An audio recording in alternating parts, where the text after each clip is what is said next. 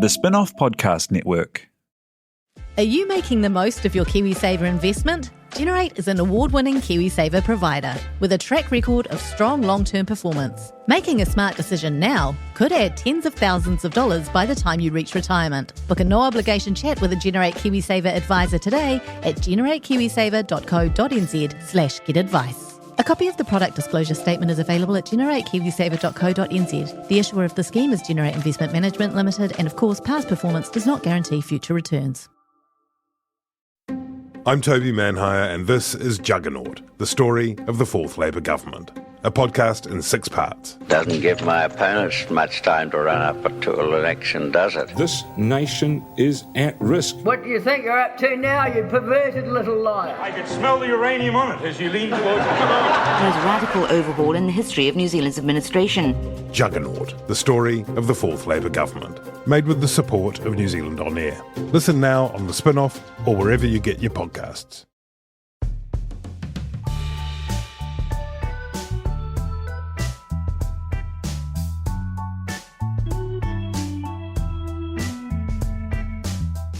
Kia ora koutou and welcome to Gone By Lunchtime. It's election year. My name's Toby Manhire and I'm very excited. Annabelle Lee, you're excited? So excited. Ben Thomas, are you excited? I'm bursting out of my skin. We got some criticism after the last pod about lack of enthusiasm, and I think that your delivery just then, Ben, is the kind of thing that people are talking about there, that kind of underplayed coolness. Somebody raised that with me. They said they heard me on a Radio New Zealand sting, and that it was kind of flat, and that it was it wasn't as enthusiastic as the other Radio New Zealand guests, which was quite a slap in the face. I think. Sorry, I'm going to try and project a bit. Hey, shall we talk a little bit about how you've been seeing other panellists behind my back? Yeah, let's talk about that. That sting that you referred to was when you had some kind of pre-cooked line that you served up like a slab of steak to the innocent morning listeners of Radio New Zealand about Jacinda Ardern wielding, I don't know, a scalpel or was it something out of Labour's Julius smiling Caesar? assassin? Okay. He's been seeing Julia Hartley-Moore behind my back, Toby, on the panel. On the panel as well? He has. This does seem promiscuous, Ben. Annabelle's got her own TV show. Yes. She's a regular on Duncan Garner's The AM show. Oh, right. No, I've been on once. It's only been on a week. It's been on a couple of weeks. How do you know so much about the AM show? You spent like a whole hour with Julia Hartley-Moore. I was on for 3 minutes. Is she the one who investigates? She is. Like he's seeing not only another panellist, another investigator. Wow. We should get her onto him. We should say we'd like you to investigate Ben Thomas. You've got a Fitbit, Ben. I've got a Fitbit. I'm just like Bill English. I'm using big data and algorithms to investigate social problems, i.e. why I'm so fat. I need to have another of these chocolate fish that I've arranged for. The only exercise I get is sort of bounding up the spin-off stairwell once a month. Speaking of impending death, I've got a very exciting announcement to make. And it's this. That this podcast and the politics section at the Spin-off as a whole, ladies and gentlemen, is now made possible thanks to Life Direct. So I think we could all pause and contemplate death, as Ben is with his Fitbit, and then go to the politics section, read Hayden Donnell's excellent piece again on the theme of death, and you can click through to Life Direct, and you can compare quotes from all the life insurance options available in New Zealand. And then you can get some life insurance. Ben's looking at me like, is this real? Have we finally sold out? Stop thinking about it. We have a sponsor. We have a sponsor for the politics section in election. It's very exciting. Did Cadbury not come through for us? No, it would have been poor timing for the people of Dunedin for us to enlist Cadbury, I think, probably. I thought as much. Although we do have chocolate in the middle of the table. We do. And we do have heaps of things to talk about. In fact, probably about 5 minutes in and we haven't even discussed any politics yet.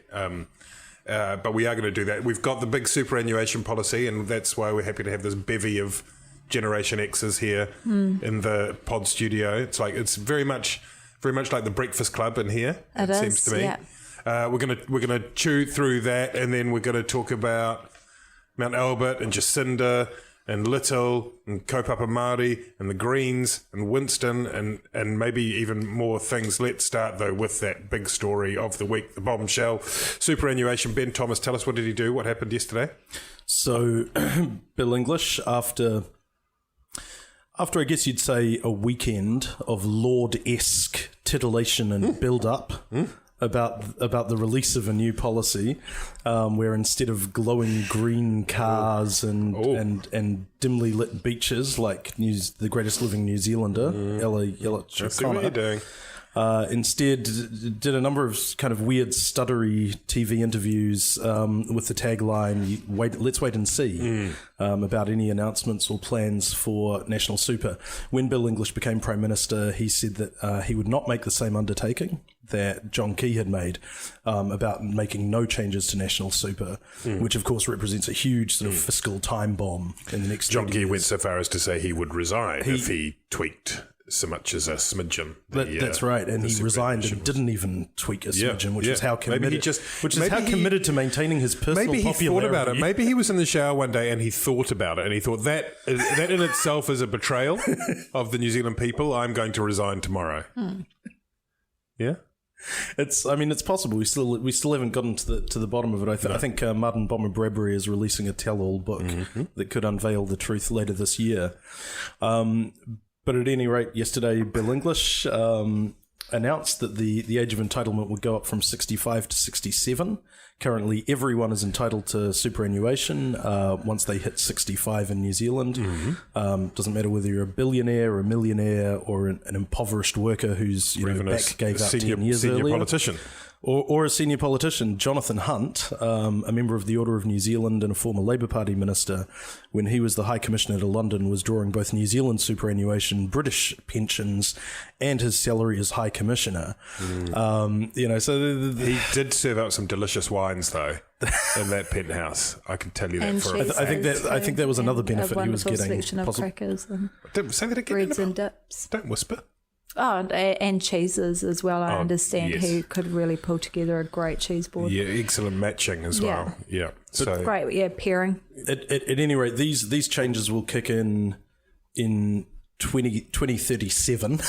So we certainly got a lot of notice. They'll start. So graduated over 3 years. So by 2040, the age of entitlement will have gone up for 2 years. So essentially, the people who will be affected are everyone who is currently under 45.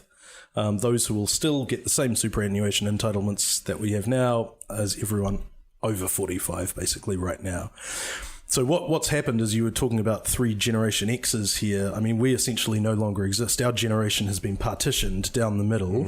Everyone pre-72 is now a boomer, and we are now millennials. Well, So that's basically, why you reference Lord. If you think it's okay to wear sneens, then you're a boomer, and if you don't, then you're That would have X. been one way to decide it, wouldn't it? To make sort of fashion or cultural diet-based decisions on whether or not you remain eligible for superannuation. Yeah. What do you reckon, Annabelle? It had to happen, didn't it? I mean, something had to give. I admire Bill English for being upfront about it before an election. Obviously, it's not a hugely popular policy. Superannuation, for whatever reason, in New Zealand is considered to be absolutely tapu. Is it the only inflation-adjusted benefit that we provide? It's not inflation adjusted; it's adjusted against the average wage. Yeah. So it's actually been outstripping inflation over the past 15 years. So it's actually, in terms of the dole and disability benefit, they're indexed against inflation, which is about 1% or whatever, 0.5% per year over the last 10 years. Superannuation actually goes up whenever workers get a pay rise. So do old people. But, so we obviously consider it to be more important than, like benefits for solo parents. So good on him for not Trojan horsing it into Parliament, but when you start to think about it, obviously Māori are really negatively impacted by this decision, given the far shorter life expectancy of Māori, particularly Māori men. It puts it even further out of reach. Many Māori that work hard their entire lives and then don't get to enjoy a pension at the end of it. The other thing that I think is interesting is doubling the amount of time that an immigrant needs to be in New Zealand in order to qualify. But it doesn't say that they have to have worked in New Zealand for that long. So they could have just simply resided here. Perhaps they have a rich child or whatever, and they never have to pay tax, and that they qualify. But I think that in itself is almost an admission that there's a problem with their immigration policy, because we can't sustain it economically. We can't provide a pension for it, which then makes you wonder, well, does that also impact on health and other services? So it's an interesting 10 one. to 20 years, I think, does it? I mean, 20 years is doubled, quite from a long 10 time years to 20 years. But you don't have to work for those 20 years. It doesn't require someone to have actually paid taxes in the country for that long. The reactions to that have been pretty interesting, hasn't it? All the other parties have said, "Oh, you know, how dare Bill English even talk about touching superannuation? It's sacrosanct. You know, we will fight this tooth and nail, you know, to the grave." Good to make it hard for foreigners, though. Kind of tacked onto. It's there's some unity there in terms of the response from the other parties. The Māori Party have been one of the stronger ones. I mean, Winston Peters is to be expected. I mean, the points you make about the disproportionate effect on Māori and Pacific Islanders. But one of the calibrations of it by chucking it so far down the road is that 2040, it means that the whole boomer cohort are sweet. So grey power, and ironically, they're actually the ones who are forcing up the cost. But they're the ones for whom it is a big issue. And so in terms of the way that it plays out politically, it would be interesting to see. I mean, they've obviously thought very carefully about this, even though it didn't feel like it had been. It felt like it had happened all of a sudden on Monday. And the people for whom the huge voting generation in New Zealand are basically, in terms of their own back pocket, aren't affected. And so you have, I think it might have been Guy Nesbitt calculated this morning that it's a $50,000 transfer, redistribution from people our age, in effect, to people who will qualify, to people born in the, before 1972. It's quite a lot of money, right? Look, and that's why I think it's a positive announcement. I think the policy, I think it's far too far in the future. But at the same time, I think Bill English should be congratulated for even bringing it onto the table. Even by kicking it into touch, he's at least admitting there's a game on. And now, as I said, we've effectively been partitioned into boomers and non-boomers now by this policy announcement. And hopefully that will get a kind of broader debate going about what's affordable, who actually deserves what. Do boomers need, and the quasi-boomers who used to be in our generation deserve that same kind of lead-in time? And can we look at things like means testing? Means testing is a big one. Yeah. Why in God's name does a poor 40-year-old need to be transferring $50,000 worth of tax to be redistributed to a millionaire 60-year-old who's going to retire in 5 years, who owns 6 houses in Auckland? And people say, well, those are examples on the margin. Those aren't examples on the margin. There's a huge concentration of wealth in the baby boomer generation right now. Baby boomers. It's going to continue to grow in any case. $20 billion is what is in the year 2031. I think is what it's going to cost. I think it's somewhere coming up towards 2/3 of the total welfare budget is going into superannuation. I mean, what do you reckon, Annabelle? Is that right? Means testing that would that would pick up lots of the people for whom retirement is a necessity, but it does seem a bit weird for people, and I know plenty of them who are in their late 60s who continue to work and continue to earn decent incomes. Well, I think that's one option, but there's all sorts of things that could be explored, like actually getting corporates to pay a fair amount of tax. I'm sure would probably make it a lot more affordable. But I'm no economist, but I mean, obviously, in terms of Māori, I feel that although it's great to, put this issue on the table and have a talk about it, my understanding is that there hasn't been a whole lot of consultation going on with the Māori Party, and he hasn't really addressed anything to do with how this affects Māori, and it's a big issue. So, well, it's interesting, isn't it? Because it was presented as a government announcement. But it's really a National Party policy. Yeah. It was presented at the post-cabinet press conference after meetings with cabinet, blah, blah, blah. But it's not really government policy, it's National Party policy, insofar as it won't be implemented until after the election. There is an opportunity for the people to vote on that, among other things. And it's New Zealand first catnip. Yeah, and I mean, it may still... It's perfectly possible that it could persist beyond more than one election, even if it gets knocked out of the next one. But if the New Zealand First Party and the Māori Party are both dead against it, then the reality of it being introduced is pretty slippery, right? Well, look, I mean, it does open up the space for a policy entrepreneur. Is this Gareth Morgan? Well, look, Top have some pretty strong views on this, as far as I am aware. The ACT Party, just as a disclaimer, I've done some work for ACT earlier this year, but I think, David Seymour's been pretty strong this morning, I think.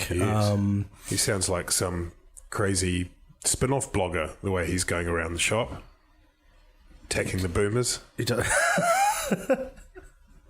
Sorry. My record on feelings for the boomers is long and unimpeachable. We need to get a boomer, and we need to have like a token boomer in this pod at some point. I'll see if I can find one. I'll nip down to Hollywood Bakery later on. That'd be a good idea. The politics of it, though, as well, in terms of Bill English cutting the cord, fresh start. He had lots of criticisms already about whether he was going to have a big new idea, whether he was just the caretaker prime minister, whether it was just a sort of extension on John Key.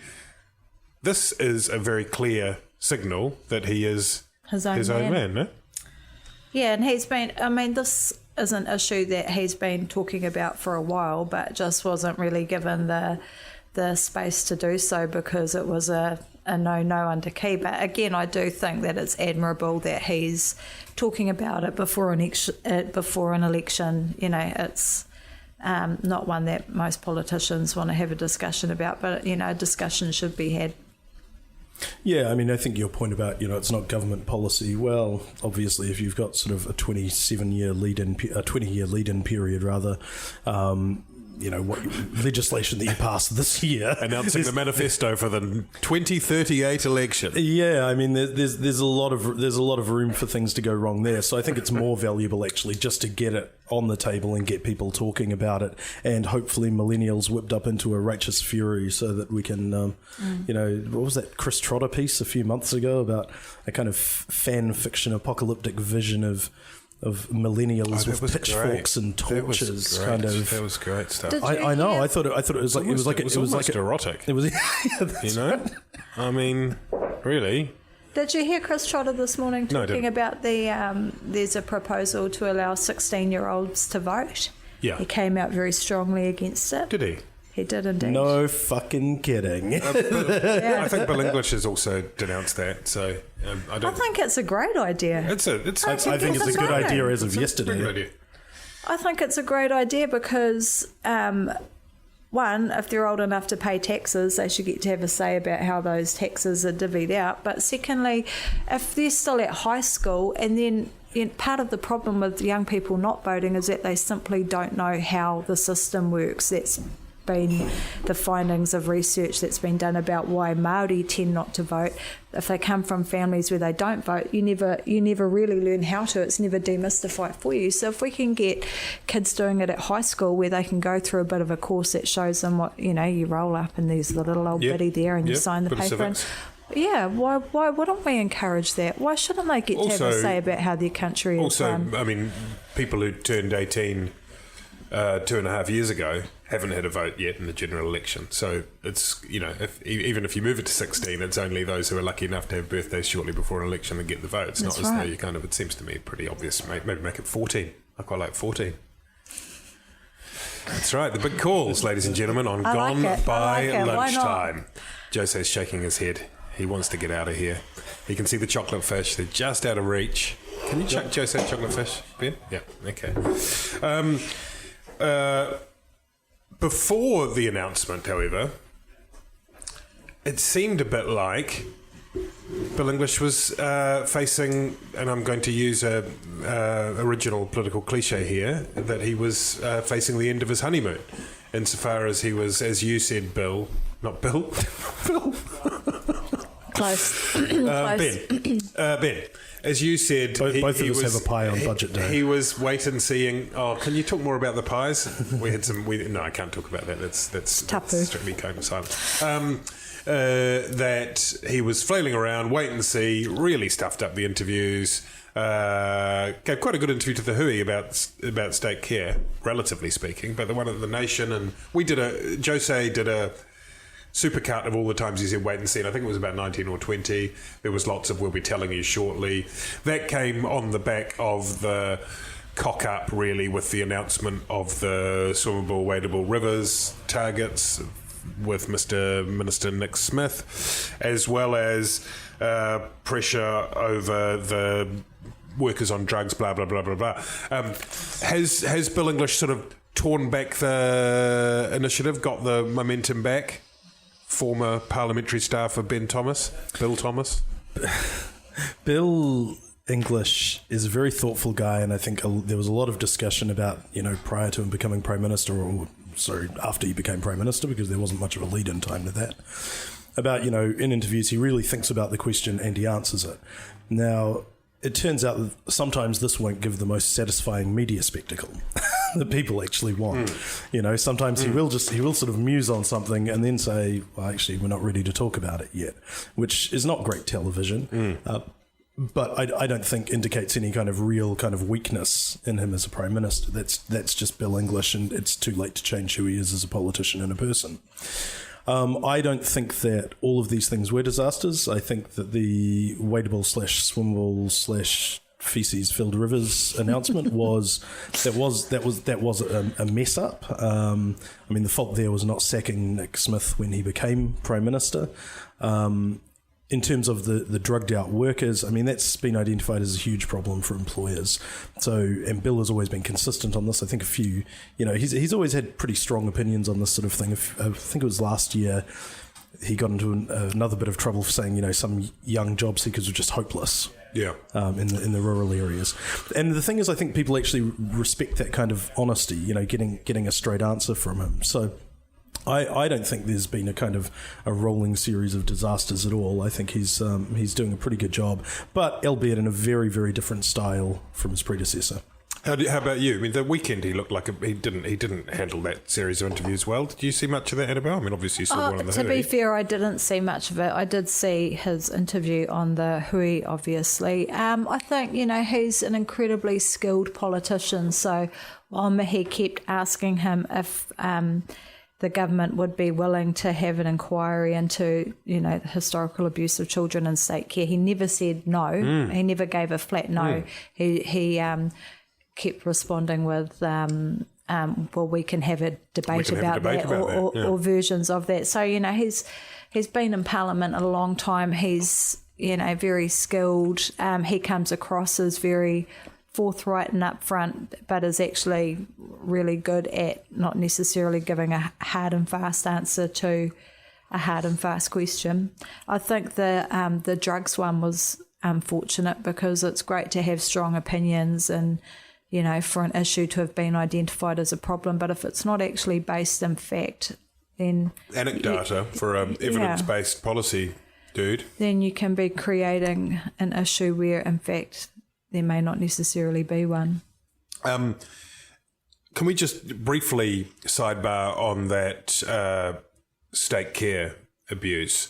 I thought, watching the Hui interview, that he actually kind of propped the door open a little more. I don't think John Key before him had ever, ruled out completely having an inquiry, which is what there's a growing kind of call for, most recently with Susan Devoy, the Race Relations Commissioner. I thought he propped it open a little more. He said we could have a debate, and he said, or there's an argument for. I mean, just the language. I don't know. I wonder if he's inching in that direction. What do you reckon?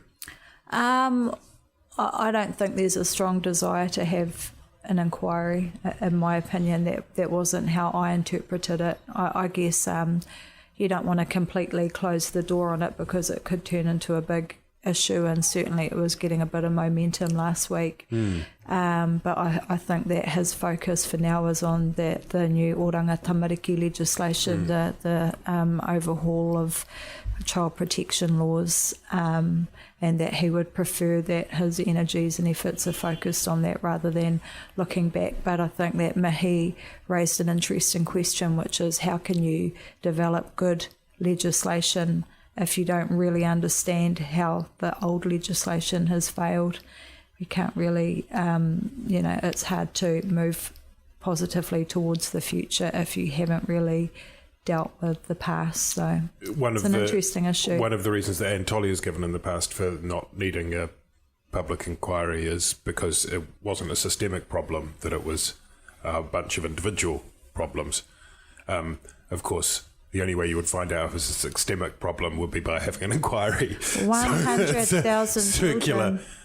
100,000 children. It's a huge amount of people. So, I mean, even if only 10% of them were abused, Anatoly says it's 3.5%, but that's based on those who have come forward, and obviously, and some of the, what's rather not. What a lot of people don't realise about these kids too is that, while some of them have been, called out for shoplifting and petty crimes, some of them had actually done absolutely nothing. So I know that he's been in contact with people, one of whom's a parent died, and that he had 4 siblings, and the state decided to, even though the family were coping perfectly well and the older siblings were helping out and they were toddling along fine, the state came in and removed a couple of them and sent them off to various different institutions where they were physically, mentally, sexually abused. So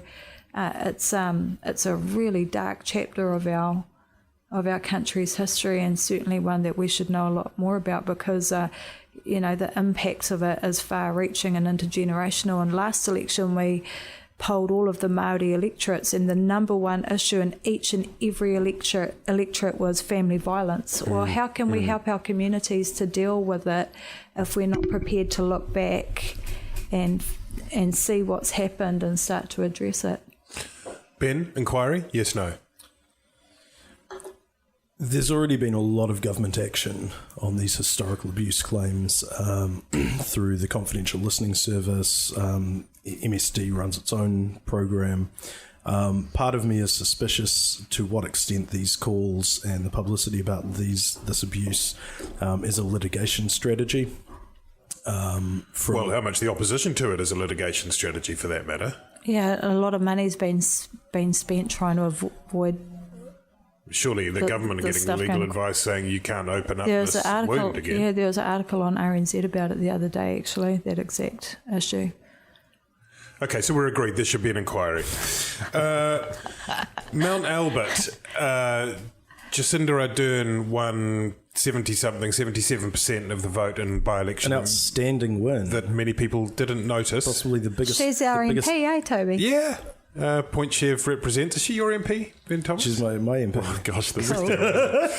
We're all in the Mount Albert electorate, representing a diversity of generations and geographic locations. Jose, you're not in Mount Albert, are you? Nah, he's in Mount Roskill or Newland. Avondale. Yeah, but that's not an electorate, mate. He's like 3 train steps a lot. Stages Jose's along. just invented an electorate that he lives in. Real politics. Real talk from Jose Barbados. Now, Jacinda, who managed to do away with her surname completely in the course of this by-election, much like Adele or Rihanna. She's just Jacinda now. Beyonce. Mm-hmm. She had this really, I mean, all right, turnout was low. There was no national candidate. There was no New Zealand First candidate, no ACT candidate. But she did tremendously well. And then in a rather brutal act of the gods, it turned into a minor crisis for the Labour Party, that they just can't win. And then that all played out with whether or not Jacinda should be elevated to the deputy. Annette King said, no fucking way, don't be ageist, you bastards. And then miraculously 2 days later, she decided that she would retire. Had a sudden change of heart. This is what you were pontificating about on one of our rival broadcast networks. You've got to understand that it came from a place of deep hurt and betrayal. Right. Because I think a couple of days earlier I had been on yet another rival station talking about how there was no way Jacinda wanted the deputy leadership. You know, I had looked into her eyes and I believed that Jacinda had no ambitions. You know, she was just happy to be the MP for Mount Albert for a day. Even though she'd stood on a ticket with Grant Robertson. Yeah, absolutely, because my understanding was always that she had kind of hitched her wagon to Grant's leadership chances, that she saw herself as Grant's deputy. Yep. I mean, but the thing is, you know, I was overlooking a pretty ironclad rule of politics, which is that once something's been suggested to a politician about their future, they're not going to dismiss it anytime soon. So even somebody who has no sort of ambitions either way, if they read in the newspaper that they would make a perfect deputy, suddenly it becomes something they've been thinking about a lot of the time. And so she and her supporters and Andrew Little seemingly mobilised pretty quickly, crushed the long-standing MP for Rongotai and sort of forced her out the door after a stellar and long parliamentary career. Forced her out the door. I mean, Andrew Little said, Annette King said that there was no way that she was going to be pushed out of anything. I don't know. I kind of, is it not plausible that Annette King just did think about it, talk to some mates and go, you know what, I don't need this to be a festering problem for the Labour Party. I've decided to just go list next time anyway. Maybe it's time. I mean, and no, look, Annette King is one of the toughest and canniest politicians in New Zealand. She's not some doddery senior who kind of wakes up between Sunday and Tuesday not really sure of whether she wants to be the deputy leader. I mean, look, Annette King has given more than she ever had to the Labour Party. I think one of Wellington's worst kept secrets is that she wanted to retire in 2008 and leave Parliament. She's given up a couple of chances to be Wellington's mayor over the last 2.5 terms.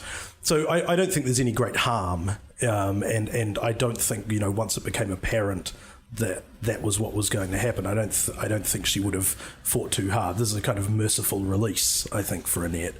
But this idea that, you know, she may have just called up Andrew and sort of said, I've had a change of heart. I've actually thought about it. I've considered some of the press gallery's columns, and I think they have a point that maybe I am past it. and Annabelle, it just doesn't happen. Annette King made the decision herself. Andrew Little showed his ruthless streak, or as Ben Thomas would have us believe, it was somehow this incredible Brutus-like move on the part of Jacinda herself. I don't know, but look, I think it's one of the things that National have always been much better at than Labour, you know, like moving on their old MPs, bringing through new ones. They're good at identifying new talent and bringing them through the ranks. And Labour, the turnover is incredibly slow. Like just the end of last year, there were so many Nats that retired and, you know, have made way for the new to come through. And I think it's an area that Labour really struggles with. So whether she was pushed or decided to, or I tend to think that she, like Ben said, that she was given a gentle nudging. I think that it's good that we're seeing a freshening up of Labour's ranks going into this election. And I think someone, you know, young and fresh like Jacinda will be a nice counterpart to English and Bennett. Will it provide a problem when Jacinda overtakes her leader in the preferred Prime Minister polling? Yeah, of course it will. I mean, the reasons that were advanced for making Jacinda the deputy leader are just as applicable reasons for making her leader. She is an extremely engaging media figure. She's extremely likeable. She's got a very good presence. She's got real cut through with the public, which is the one thing that Labour leaders since Helen Clark have really struggled with. So she's got shiny, silky hair. We don't need that kind of sexism here. Annabelle, you wouldn't say that about... She does. You wouldn't say that about Simon. I say that about Toby you have heard all said the it about time. Toby, but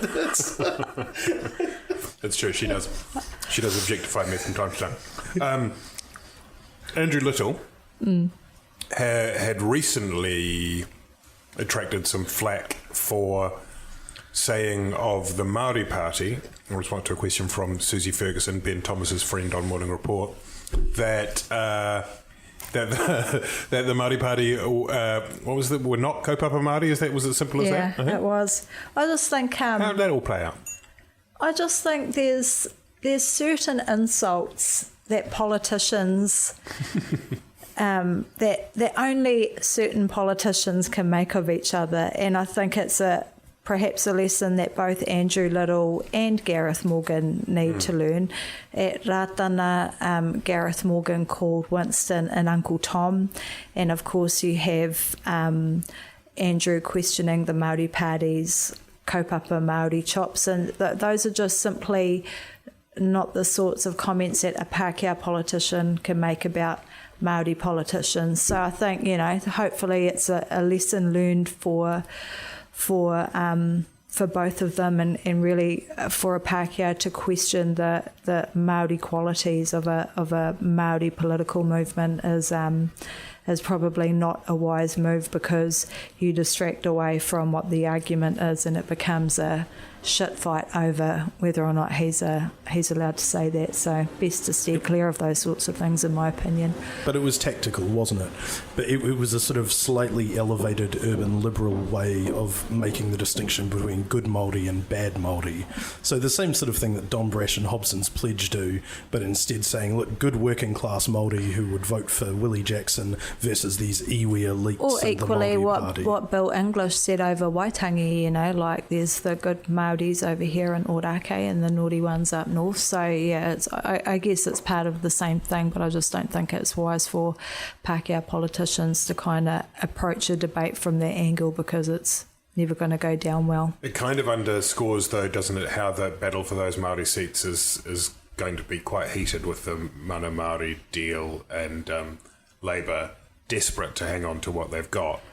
Yeah, and I think too, there's going to be a sense of, I don't want to sound too heavy, but perhaps a sense of betrayal on behalf of the Māori Party, because, Willie Jackson has been in their corner for a long, long time. So for him to go across to Labour and now be firing shots at them, when he was being lined up to stand in Tāmaki, or as so rumour has it, they're going to be hurting over that, and I guess that's understandable too.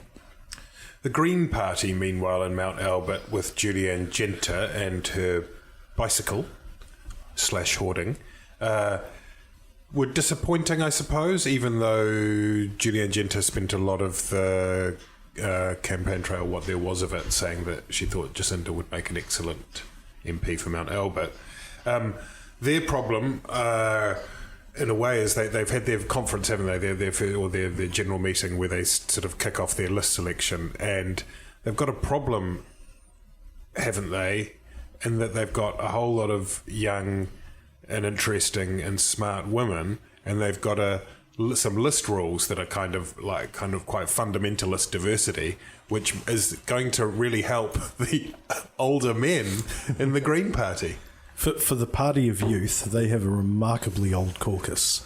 I mean, their youngest MP, or their most youth-identified MP, is Gareth Hughes, who I think is a mid-30s father of two in the suburbs. I think Julianne Genter is a little younger. I think the Greens, I don't think they were disappointing in Mount Albert. I think it's pointless to sort of say how there's nothing you can draw from a first-past-the-post by-election in terms of what the performance of a minor party in an MMP election will be like. What it did show is that Labour and the Greens were working together under the MOU, which I think is positive for both Labour and the Greens. But yeah, I mean, that's right. They have these really quite, candidates who, if nothing else, will get a lot of media attention and will be really positive in getting their message across to younger voters like us, millennials. Hayley Hope, Chloe Swarbrick. I did my makeup in somebody else's car. And but they do have this aging caucus now. I'm this sort of consensus decision making. Who are the oldies in their caucus? Kennedy Graham, Denise Roche, David Clendon. These would all be sort of over 50s. Catherine Delahunty. Stephen Browning is going, isn't he? Catherine Delahunty's leaving. There's probably another one who is we don't even remember the name of. That's how much. Well, there's the person who replaced Kevin Haig, whose name I can't remember. What about Jojo? Jojo Mathers? No. Mojo. And also there's All Roads Lead to Winston, and I can't help feeling it's almost, the stars have aligned in 2017 incredibly. We've got what's happening in the world. There's that things in the world, patterns in the world, and we don't want to overstate that. We've got record levels of immigration in New Zealand. We do. We've got fresh scandals about foreigners buying New Zealand property. We do. And we've got national super, and the gold card shifting up a few years, albeit in the far distant future, when we'll probably all be dead. Life Direct Insurance, ladies and gentlemen.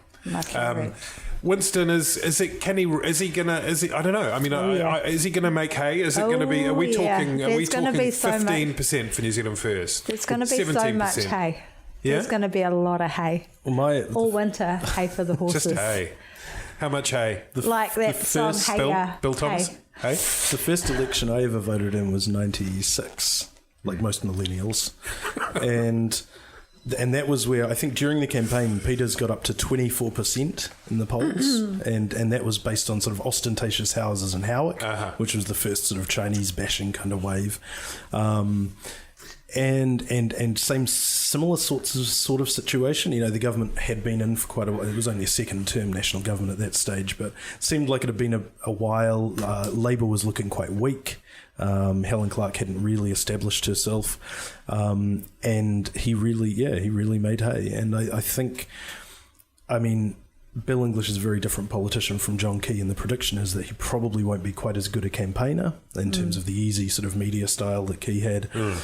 Andrew Little, for all of his strengths, and I think he is a good politician, he's not a great retail politician, and he hasn't really connected with voters.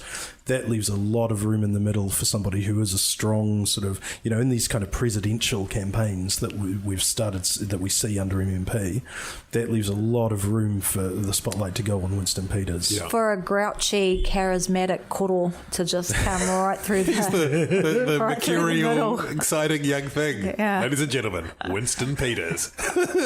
On he comes, wearing underpants over his trousers. And Shane Jones is very likely to be there too. Unless this has been massively overstated. It's Shane Jones and Whangarei. Like New Zealand's worst kept secret, eh? People have been saying it for a long time. I think I'll believe it when I see it. He's got a pretty good gig right now, in his sort of vaguely defined ambassadorial. But there's only he's got a great gig, but this is a guy who loves the argy-bargy and the cut and thrust. And once you've paddled through all the swim-up bars in the South Pacific, you sometimes feel like it's time for something more. They don't have a great movie selection at the hotels either. Okay, stop. We're going to talk a lot this year. It's going to be lots of fun. Very excited, like I said at the start. Annabelle Lee, Ben Thomas, Jose Barbosa on the producer. I'm Toby Manhire. Life Direct. Like us on iTunes. There are other podcasts too. They're all very good. We will talk soon. Farewell.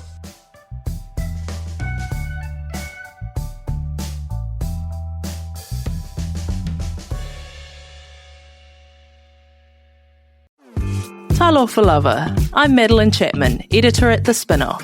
If you have the means, consider supporting our high-quality journalism by becoming a Spinoff member. Sign up now at thespinoff.co.nz/donate. Kia ora e te iwi, Te Aihe Butler here, podcast manager at The Spinoff. If you enjoy listening to our podcasts, consider supporting our mahi by signing up to become a spin-off member at thespinoff.co.nz/donate. The Spin-off Podcast Network.